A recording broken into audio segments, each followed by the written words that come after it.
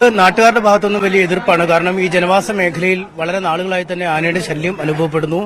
കഴിഞ്ഞ ദിവസങ്ങളിലും ഈ അതേ ആനയെ തന്നെ നാട്ടുകാർ കണ്ടിരുന്നുവെന്നും പറയുന്നു. എന്തായാലും JCB കൊണ്ടുവന്നു ഈ കിണറിന്റെ ഒരു വശം ഇടിച്ച് ആനയെ കരക്കയറ്റി വിടാനുള്ള നീക്കങ്ങളാണ് അധികൃതരുടെ ഭാഗത്തുനിന്ന് ഉണ്ടാകുന്നത്. ഒപ്പം വയനാട്ടിൽ നിന്നും മെഡിക്കൽ സംഘം വൈകാതെ ഇവിടേക്ക് എത്തി ആനയെ പരിശോധിക്കുമെന്നടക്കമുള്ള കാര്യങ്ങൾ പറയുകയും ചെയ്യുന്നു. പക്ഷേ ഈ മേഖലയിൽ ഇനി ആനയെ വിടാൻ നാട്ടുകാർ അനുവദിക്കില്ല എന്ന കൃത്യമായ നിലപാട് സ്വീകരിച്ചിരിക്കുകയാണ്. നേരത്തെ വനംവകുപ്പ് അധികൃതരുമായി ചർച്ച നടത്തിയപ്പോഴും അവർ ഈ വികാരം തന്നെയാണ് പങ്കുവച്ചത്.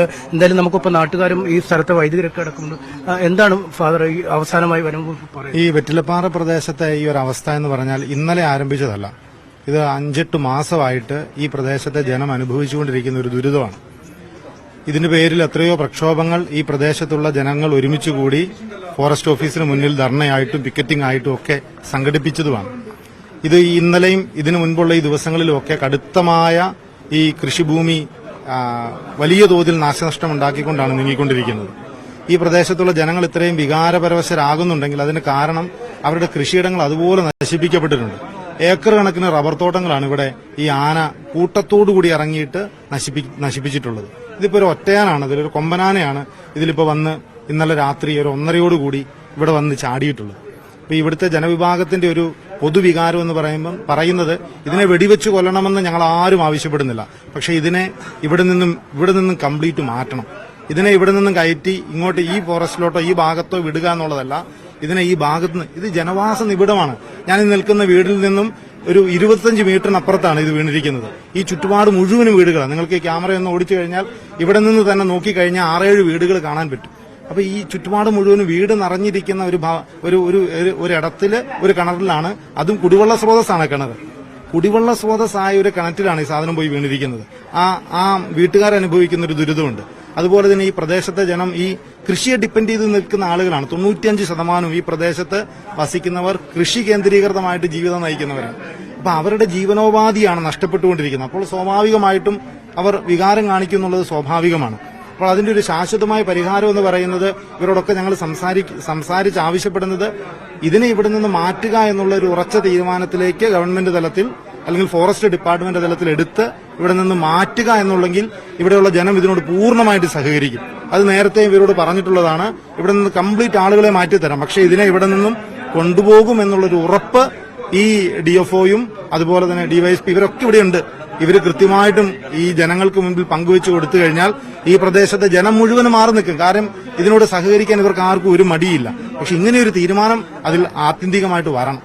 എന്താണ് ഫോറസ്റ്റ് നിങ്ങൾ സംസാരിച്ചു? നമ്മളെ ഇതിന്റെ അകത്ത് വെച്ചാൽ ഇവിടെ ഈ മലയോര മേഖലയിൽ ആനപ്രശ്നം രൂക്ഷമായത് മൂലം ഞങ്ങൾ പ്രസിഡന്റും ഞാൻ വൈസ് പ്രസിഡന്റാണ്, ഞങ്ങൾ മെമ്പർ അടക്കം ഞങ്ങൾ 1.5 വർഷം മുമ്പ് DFOന്റെ അടുത്ത് നിലമ്പൂര് ബഹുമാനപ്പെട്ട വനം വകുപ്പ് മന്ത്രി 2 MLA നേതൃത്വത്തിൽ മീറ്റിംഗ് കൂടിയ പ്രകാരം സോളാർ ഫെൻസിങ്ങും ട്രെഞ്ചിങ്ങും ഒക്കെ ഓഫർ തന്നാണ്. പക്ഷെ അതൊന്നും ഇവിടെ നടന്നിട്ടില്ല. പിന്നെ ഇപ്പൊ അവസാന ഘട്ടത്തിൽ കുറച്ച് ഫെൻസിങ് നടക്കുന്നുണ്ടെന്ന് പറഞ്ഞാൽ അതും വേണ്ട രീതിയിലുള്ള പണി നടക്കണില്ല. കരാറുകാരെ ഞങ്ങൾ നിരന്തരം വിളിക്കാറുണ്ട്. ഇവിടുത്തെ പ്രശ്നങ്ങൾ ഇപ്പോൾ ഏകദേശം 1.5 മാസമായിട്ട് ഇവിടെയുള്ള ജനങ്ങൾ ഉറങ്ങിയിട്ടില്ല. ഇവിടെ ഈ ഞങ്ങൾ പല പ്രാവശ്യം ഞങ്ങൾ പഞ്ചായത്തിൽ നിന്ന് മെമ്പർ അടക്കം ഇവിടെ വന്ന് പരിശോധിക്കുന്നുണ്ട്. ഇവിടെ ഒരു കൃഷി ചെയ്യാനും സാധ്യമല്ല. കമുക്, തെങ്ങ്, വലിയ തെങ്ങൊക്കെ മറിച്ചിട്ടിട്ട് ഓല ചപ്പി തിന്നാണ്. അപ്പൊ എന്താ വെച്ചാൽ ഇത് ഈ ആനയ്ക്ക് ഇവിടുത്തെ ഭക്ഷണം ഇഷ്ടപ്പെട്ടു. ഇനി ഇവിടുന്ന് ആന കയറി പോവില്ല. അപ്പൊ ഇവിടുന്ന് ജനങ്ങളുടെ ആവശ്യം, ജനങ്ങളുടെ വികാരം എല്ലാവരും സഹകരിക്കും. ബഹുമാനപ്പെട്ട നമ്മുടെ അച്ഛൻ പറഞ്ഞതുപോലെ ഇവിടെ എല്ലാവരും സഹകരിക്കും. ഇവിടെ ഒരാളും മാറി ഇവിടുന്ന് കയറ്റി പോവുക, വേറെ സുരക്ഷിതമായി ഏതൊരു ഫോറസ്റ്റിലാക്കുക. ഇവിടെ ഇവിടെ അടുത്ത് കുറച്ച് ഫോറസ്റ്റുകളേ ഉള്ളൂ. അതിലേക്ക് നമ്മൾ കയറ്റി വിട്ടാൽ അത് ഒരു 5-6 മണിക്കൂറിനുള്ളിൽ തിരിച്ച് താഴെ എത്തും. അപ്പൊ അതുകൊണ്ട് ഇപ്പം പകൽ പോലും ഇവിടെ ജീവിക്കാൻ വയ്യാത്തൊരു സാഹചര്യമാണ്. അപ്പോൾ ഇവിടുന്ന് ഇത് മാറ്റി ഷിഫ്റ്റ് ചെയ്ത് വേറെ ഏതെങ്കിലും നമുക്ക് ഇവിടെ ശല്യമില്ലാത്ത ജനങ്ങൾക്ക് ബുദ്ധിമുട്ടില്ലാത്ത ഏതെങ്കിലും ഒരു ഫോറസ്റ്റിലേക്ക് മാറ്റുക. അത് നടപ്പിലാവാൻ പറ്റുന്ന കാര്യമുള്ളൂ വിചാരിച്ചാൽ. പക്ഷെ അതിന് വേണ്ടിയിട്ടുള്ള അഭ്യർത്ഥനയാണ് ഇവിടെയുള്ള ജനങ്ങൾ വെക്കുന്നത്. അതിന് എല്ലാവരും തയ്യാറാണ്. ഇവിടെ നമ്മൾ ആരും ഒരു തടസ്സം ഉണ്ടാക്കൂല. എല്ലാവരും മാറ്റി ഇവിടുന്ന് ജനങ്ങളൊക്കെ മാറിക്കൊടുക്കും. ഇവിടെ ഒരാൾക്കും ബുദ്ധിമുട്ടുണ്ടാവില്ല. അച്ഛൻ അത് ഏറ്റെടുക്കാന്ന് പറഞ്ഞു. പ്രസിഡന്റ്, എന്താണ് ഈ വനവകുപ്പ് നിങ്ങളുമായി സംസാരിച്ചപ്പോൾ ഏറ്റവും കൂടുതൽ പറയുന്നത്? അവര് പറഞ്ഞത് ഇത് തന്നെയാണ്. പിന്നെ ഇവിടെ സോളാർ വേലികളൊക്കെ കെട്ടിയിട്ട് സംരക്ഷിക്കാന്ന് പറഞ്ഞു. അത് നടന്നിട്ടില്ല. ഈ ആനയുടെ കാര്യത്തിൽ എന്ത് ചെയ്യും? ഈ ആനയുടെ കാര്യത്തിൽ ഞങ്ങൾക്ക് പറയാനുള്ള ഞങ്ങളെ ജനങ്ങളുടെ കാര്യമാണ്. ഞങ്ങൾക്ക് അവർക്ക് സംരക്ഷണം കൊടുക്കണം. അതിന് ആനയെ ഇവിടുന്ന് കയറ്റി കൊണ്ട് പോവുക വേണം. ഫോറസ്റ്റുമായിട്ട് നിങ്ങൾ ചർച്ച നടത്തില്ല? അവരതിനകത്ത് എന്തെങ്കിലും ഒരു മുന്നോട്ട് പറഞ്ഞത് അവര് ഡോക്ടർമാരെ എത്തട്ടെ, എത്തട്ടെ എന്നാണ് പറഞ്ഞത്. അവിടെ എത്തിയിട്ട് ഞങ്ങളെ തീരുമാനം ഇതാണ്, ഈ ആനയെ ഇവിടെ നിർത്താൻ പറ്റൂല, ഇവിടുന്ന് കൊണ്ടുപോകണം. ഞങ്ങളെ ജനങ്ങൾക്ക് സുരക്ഷ വേണം. ഞങ്ങൾ മാസങ്ങളായി ഇവിടെ മെമ്പറും വൈസും ഞങ്ങൾ ഇവിടെ ഇങ്ങനെ വന്നുകൊണ്ടിരിക്കുക. ഞങ്ങൾക്കൊന്നും ചെയ്യാൻ കഴിയില്ല. പക്ഷെ ജനങ്ങൾക്ക് അവരുടെ കൃഷിയായത് എല്ലാം നശിപ്പിക്കുകയാണ്. തെങ്ങൊക്കെ നശിപ്പിച്ച് കവുങ്ങെല്ലാം നശിപ്പിച്ച് കളഞ്ഞു. അതുപോലെ അല്ല, നമ്മുടെ ജനങ്ങൾക്ക് എന്ത് സംഭവിച്ചു കഴിഞ്ഞാൽ അത് നമ്മുടെ ഒരു ഉത്തരവാദിത്തമാണ്. അത് ഞങ്ങൾ ഏറ്റെടുത്ത് അപ്പൊ നിങ്ങൾ സംസ്ഥാനത്ത് സർക്കാരിനോട് ഞങ്ങൾ ആവശ്യപ്പെട്ടിട്ടുണ്ട്. പക്ഷെ അവിടെ നിന്നൊന്നും ഇതുവരെ ഞങ്ങൾക്ക് ഒരു തീരുമാനം കിട്ടിയിട്ടില്ല. അതുകൊണ്ടാവരുത്. ഇപ്പൊ ഞങ്ങൾക്കുള്ള തീരുമാനം ഈ ആനയെ ഇവിടുന്ന് കയറ്റി കൊണ്ടുപോകണം, ഉൾവനത്തിലേക്ക് കൊണ്ടുപോകണം എന്ന് തന്നെ ഞങ്ങൾക്ക് പറയാനുള്ളത്.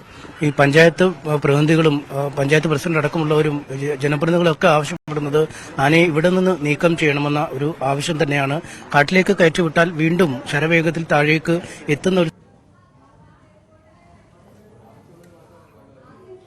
ഇതാണ് സാഹചര്യം. ഏതായാലും നാട്ടുകാരും മറ്റും ശക്തമായി തന്നെ ആവശ്യം ഉന്നയിക്കുന്നുണ്ട്. കാരണം ജനവാസ മേഖലയിൽ ഇനിയും ആന തുടരുക എന്നുള്ളത് ജനങ്ങൾക്ക് ഭീഷണിയാണ്.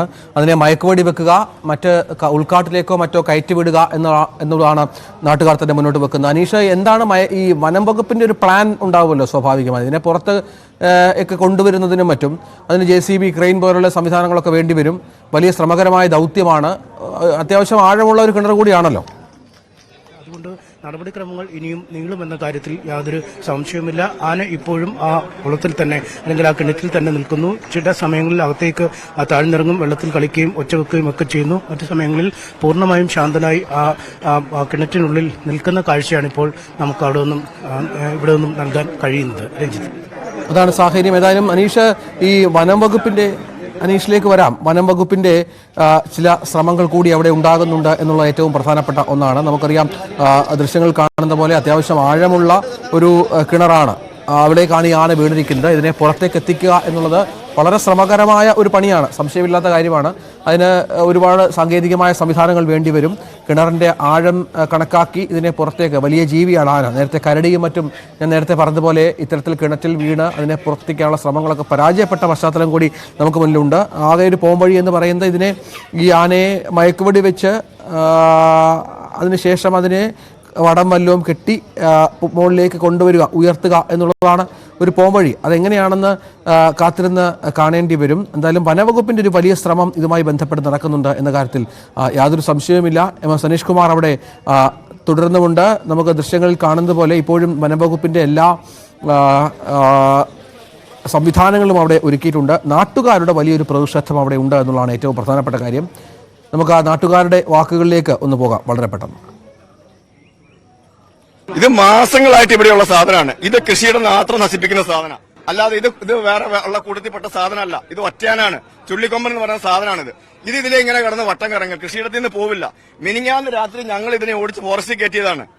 ഇന്നലെ ഈ കഴിഞ്ഞ രാത്രി 9 മണിയായപ്പോൾ ഇത് റോട്ടിലിറങ്ങി. ഇപ്പൊ റോട്ടിലാണ് പരിപാടി. ഓരോരുത്തരുടെ വീട്ടിൽ കൂടെ ചെല്ലാ വീട്ട്. ഈ സുഹൃത്തിന്റെ വീടിന്റെ മിറ്റത്തിൽ കൂടെയാണ് കഴിഞ്ഞ ദിവസം രാത്രി ഇറങ്ങിപ്പോയത്. ഒരു 5:30 ആയപ്പോൾ. ഇവിടെയൊക്കെ എന്ന് പറഞ്ഞാൽ 4 മണി 5 മണിയാകുമ്പോൾ ആളുകൾ ടാപ്പിന് ഇറങ്ങുന്ന സമയമാണ്. ആ സമയത്ത് ഇറങ്ങിയെങ്കിലും ഈ കഴിഞ്ഞ രാത്രി ഞങ്ങൾ വന്നപ്പോൾ തന്നെ ഞങ്ങൾ ഇതിൽ അടിപ്പെടേണ്ടതാണ്. ഇന്നലെ രാത്രി ഒരു ബൈക്കാരൻ ഈ ആനയുടെ മുമ്പിൽ പെട്ടതാണ്. എന്നിട്ട് ഇതിനകത്ത് പിന്നെ കാട്ടിലേക്ക് അയച്ചുവിട്ട് എന്താ കാര്യമുള്ള ഒരു കാര്യമില്ല. ഇതിനെ ഞങ്ങൾ ഇതിനകത്ത് നിന്ന് കയറ്റണം എന്നുണ്ടെങ്കിൽ ഞങ്ങൾക്ക് അതിനായ കൃത്യമായി കിട്ടിയാൽ മാത്രമേ ഞങ്ങൾ സമ്മതിക്കുള്ളൂ. ഇല്ലെങ്കിൽ ഇതിനെ ഞങ്ങൾ ഈ കാട്ടിൽ അയച്ചാൽ ഞങ്ങൾ സമ്മതിക്കില്ല. ആണ് സാഹചര്യം. നമുക്ക് ദൃശ്യങ്ങളിൽ കാണുന്നത് പോലെ ആന ഇപ്പോഴും അവിടെ കിണറ്റിൽ തുടരുകയാണ്. കൃഷിയിടത്തിലെ കിണറ്റിലാണ് അബദ്ധവശാൽ ഈ ആന വീണത്. ആ സമയം മുതൽ തന്നെ പുറത്തേക്ക് എത്തിക്കാനുള്ള ശ്രമങ്ങൾ തുടരുന്നുണ്ട്. പക്ഷെ അതെങ്ങനെ സാധ്യമാകുമെന്ന കാര്യത്തിലാണ് ഇനിയും കാത്തിരുന്ന് കാണേണ്ടത്. ശ്രമകരമായ ജോലിയാണ്, യാതൊരു സംശയവുമില്ല.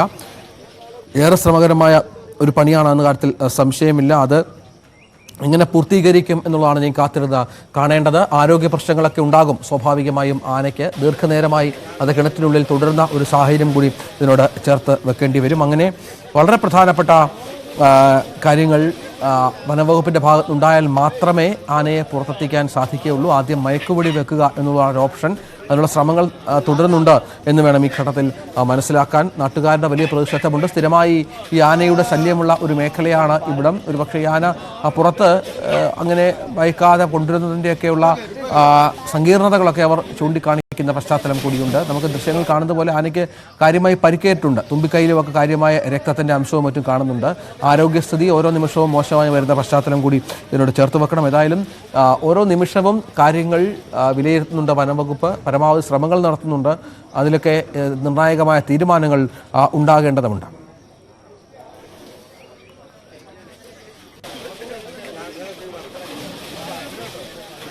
രക്ഷാശ്രമമാണ് തുടർന്നുകൊണ്ടിരിക്കുന്നത്. കൃഷിയിടത്തിലെ കിണറ്റിൽ വീണ ആനയെ പുറത്തെത്തിക്കാനുള്ള എല്ലാ ശ്രമങ്ങളും പരമാവധി വേഗത്തിൽ വനംവകുപ്പിന്റെ ഭാഗത്തു നിന്ന് ഉണ്ടാകുന്നുണ്ട് എന്നുള്ളതാണ് ഏറ്റവും നിർണായകമായ കാര്യം. നമുക്ക് ദൃശ്യങ്ങളൊക്കെ കാണാം. അത് MS സനീഷ് കുമാർ തുടരുന്നുണ്ട്. അനീഷ്, ഏറ്റവും ഒടുവിൽ വനംവകുപ്പിന്റെ ഒരു നീക്കം എങ്ങനെയാണ്? കാരണം ഇതിനെ പുറത്തെത്തിക്കുക എന്നുള്ളത് അത്ര എളുപ്പമുള്ളൊരു കാര്യമല്ല. അതിനുള്ള ശ്രമങ്ങൾ എല്ലാ സംവിധാനങ്ങളും, വനംവകുപ്പിന്റെ കയ്യിലുള്ള എല്ലാ സംവിധാനങ്ങളും ഉപയോഗിക്കേണ്ടി വരും. എന്താണ് അവർ ഉദ്ദേശിക്കുന്നത് ഇപ്പോൾ?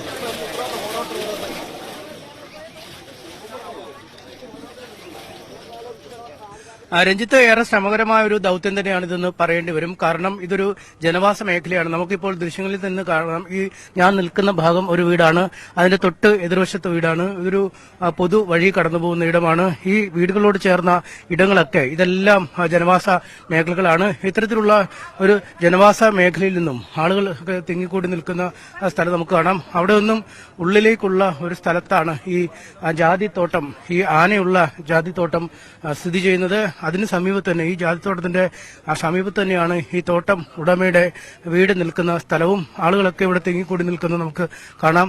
ഈ ജാതിത്തോട്ടത്തിന് ഉള്ളിൽ കൂടി തന്നെ ഈ ജനവാസ മേഖലയിൽ